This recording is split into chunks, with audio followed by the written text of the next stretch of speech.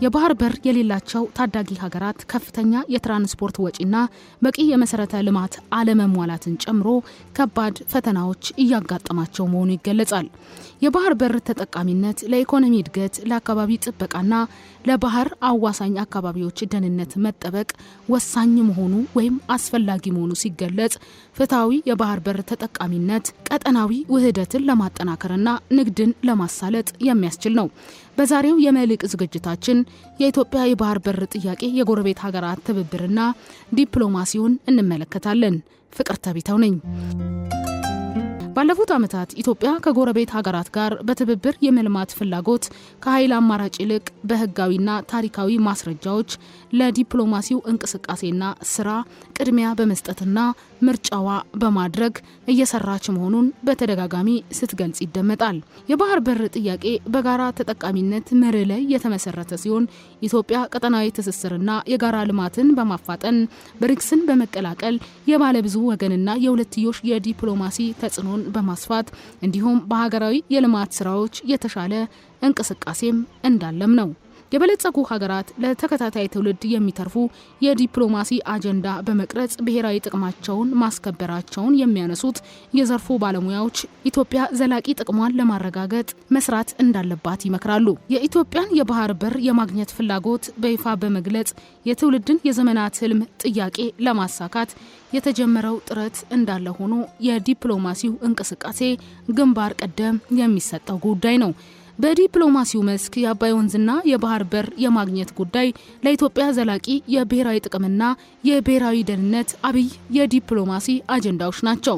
ጠንካራ ሀገረ መንግስት ለመገንባትና ትውልድ ተሻጋሪ የዲፕሎማሲ ስራዎች እንዲሳኩ በጥናትና ምርምር የታገዘ ስራ መስራት እንደሚያስፈልግ ምሁራኑ የሚያነሱት ምክረ ሀሳብ ነው።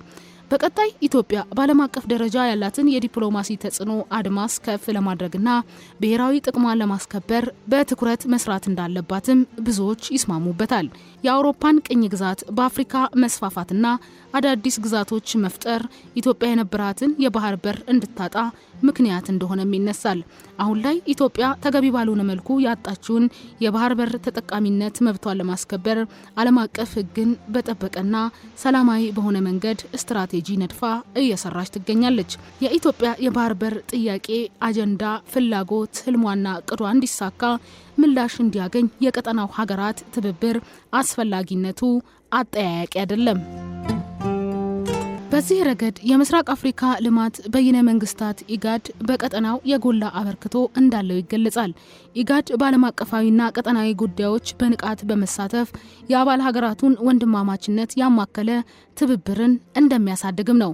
ኢጋድ በቀጠናው የነበረውን ድርቅ፣ የበረሃነት መስፋፋትና ድህነትን፣ ሽብርተኝነትን፣ ግጭትን በጋራ ማዋጋት ዓላማ ያለው ነው። ባለፉት ዓመታት በቀጠናው ሀገራት የተከሰቱ ሰው ሰራሽና ተፈጥሯዊ አደጋዎችን በመመከትም ትልቅ አስተዋጽኦ እንዳበረከተ የሚገለጽ ሲሆን በኢትዮጵያና ሱዳን መካከል የድንበር ውዝግብ በሰላም እንዲፈታ፣ የደቡብ ሱዳን የእርስ በርስ ግጭትን ለማስቆም፣ የሰሜን ኢትዮጵያን ግጭት በሰላማዊ መንገድ ለመፍታት የደቡብ አፍሪካና ኬንያ የሰላም ስምምነት እንዲፈረም ጥረት ማድረግ፣ የሰሜን ኢትዮጵያ የሰላም ስምምነት የአፍሪካን ችግሮች በአፍሪካውያን መፍታት እንደሚቻል ፈር የቀደደ መሆኑ ቢገለጽም በባህር በር ጉዳይ ላይ ግን በስምምነት እንዲያልቅ በሁለቱም ወገን ይህ ነው የሚባል የጀመረው እንቅስቃሴ እንደሌለ የዘርፉ ባለሙያዎች በብዕራቸው ከትበው አስቀምጠውታል። የቀጠናው ጎረቤት ሀገራት ኢትዮጵያ የባህር በር ለማግኘት እያደረገች ያለችውን እንቅስቃሴ መሰረት ያለው ታሪክ፣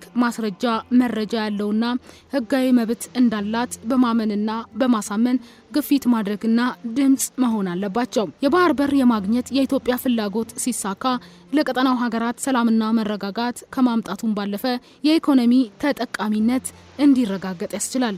የቀጠናው የጎረቤት ሀገራት በኢትዮጵያና በኤርትራ በኩል በጎ ተጽዕኖ በማሳደር በሰላማዊ አማራጭ የባህር በር ጥያቄ ምላሽ እንዲያገኝ ማድረግ ከቻሉ ጦርነትን፣ ግጭትን፣ የዜጎች መፈናቀልን ማስቀረት ስለሚቻል አበርክቷቸውና ትብብራቸው አስፈላጊ ነው። የባህር በር የሌላት ሀገር ሉዓላዊነቷ ላይ ሊያስከትል የሚችለው አደጋን በመገንዘብ ሁሉም ኢትዮጵያዊ የጀመረውን ሰላማዊ የተጠቃሚነት መብት እንዲሳካ የራሱን አስተዋጽኦ ማድረግ እንዳለበትም ይታመናል።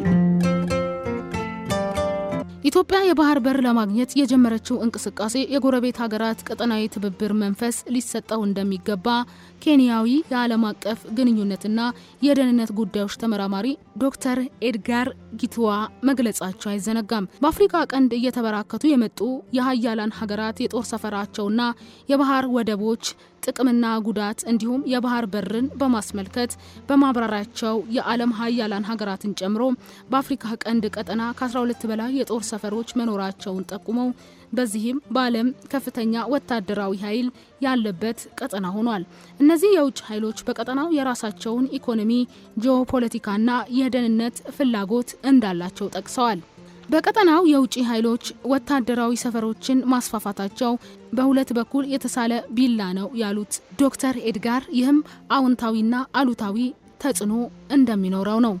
በአንድ በኩል ሽብርተኝነትን ጨምሮ በባህር ላይ የተደራጁ ወንበዴዎችን ለመከላከል ትልቅ እገዛ በማድረግ አዎንታዊ ሚና ያለውን ያህል በአሉታዊ ጎኑ ለቀጠናው ሀገራት የደህንነት ስጋት እንደሚፈጥር ነው። የውጭ ሀያላን ሀገራት በቀጠናው ያላቸውን ፍላጎት በኃይል ለማሳካት የጦር ሰፈራቸውን ጫና መፍጠሪያና ግጭት መቀስቀሻ አድርገው ሊጠቀሙባቸው እንደሚችሉም ነው። በቀጠናው እየተስፋፉ ያሉ የባህር ወደቦችን ጉዳይ ተስፋና ስጋት አላቸው በሚል በሁለት አውድ አስቀምጠዋቸዋል። በየጊዜው የባህር ወደቦች መጨመር ለአፍሪካውያን ሀገራት አዳዲስ የንግድ መስመሮችን በመክፈትና ወደ አውሮፓና ኤዥያ ገበያ የሚልኳቸውን ምርቶች በመጨመር ተጠቃሚ እንዲሆኑ እድል የሚፈጥር ነው። ሆኖም የውጭ ኃይሎች በቀጠናው መኖራቸው ትልቅ ስጋት መደቀኑን ያነሱ ሲሆን እነዚህ ሀያላት ወደቦችን ሙሉ በሙሉ የሚቆጣጠሩ ከሆነ የአፍሪካ ሀገራት ሉዓላዊነትና የኢኮኖሚ ሁኔታ አደጋ ላይ ይወድቃል የሚል ስጋታቸውን አንስተዋል። ኢትዮጵያ በአፍሪካ ቀንድ ለባህር በቅርብ ርቀት ላይ የምትገኝና በዓለም ትልቋ የባህር በር የሌላት ሀገር ናት። በአንጻሩ በብዙ ሺህ ማይል ርቀት የሚገኙ የውጭ ኃይሎች በአፍሪካ ቀንድ አካባቢ ንግድና ወታደራዊ ወደብ ባለቤት መሆናቸው የሚገለጽ ሲሆን በመሆኑም በአፍሪካ ቀንድ የሚገኙ ጎረቤት ሀገራት በፓን አፍሪካኒዝም መንፈስና በቀጠናዊ የትብብር መርህ ለኢትዮጵያ የባህር በር ጥያቄ ትኩረት ሊሰጡ እንደሚገባ መክረዋል። ኢትዮጵያ የባህር በር ለማግኘት ታሪካዊም ሆነ ሕጋዊ መብት ያላት እንደመሆኑ በተለይም ደግሞ የቀጠናውና ጎረቤት ሀገራት ተጽዕኖ እንዲያደርጉ ግፊት ማድረግና በተለይም በየሀገሩ ያሉ ዲፕሎማቶች፣ አምባሳደሮች እንዲሁም እያንዳንዱ ዜጋ ሁሉም ባለድርሻ ኃላፊነቱን እንዲወጣም የሚጠበቅ ነው። የዛሬው የመልሕቅ ዝግጅታችን አበቃ።